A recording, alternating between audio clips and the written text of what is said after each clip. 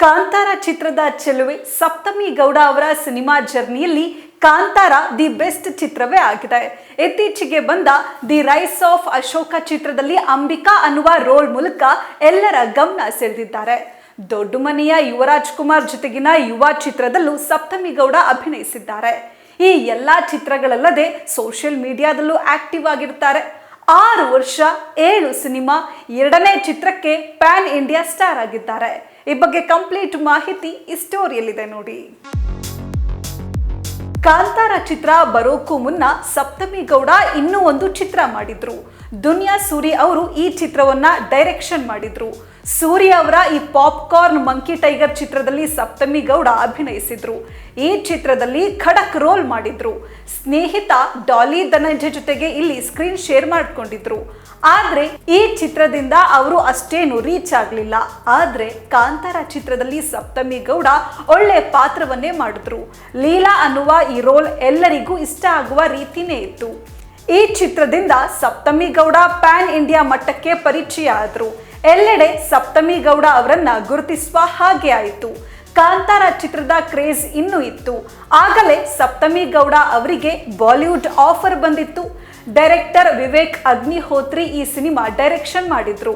ನಾನಾ ಪಾಟೇಕರ್, ಅನುಪಮಾ ಖೇರ್, ಪಲ್ಲವಿ ಜೋಶಿ ಹೀಗೆ ಅನೇಕ ದೊಡ್ಡ ಕಲಾವಿದರು ಈ ಚಿತ್ರದಲ್ಲಿದ್ರು. ಇವರ ಜೊತೆಗೆ ಅಭಿನಯಿಸಿದ ಸಪ್ತಮಿ ಗೌಡ ಈ ಚಿತ್ರದ ಬಳಿಕ ಕನ್ನಡದಲ್ಲಿ ಮತ್ತೊಂದು ಚಿತ್ರ ಒಪ್ಪಿದ್ರು. ಈ ಒಂದು ಚಿತ್ರದಲ್ಲಿ ದೊಡ್ಡ ಮನೆ ಯುವರಾಜ್ ಕುಮಾರ್ ಹೀರೋ ಆಗಿದ್ರು.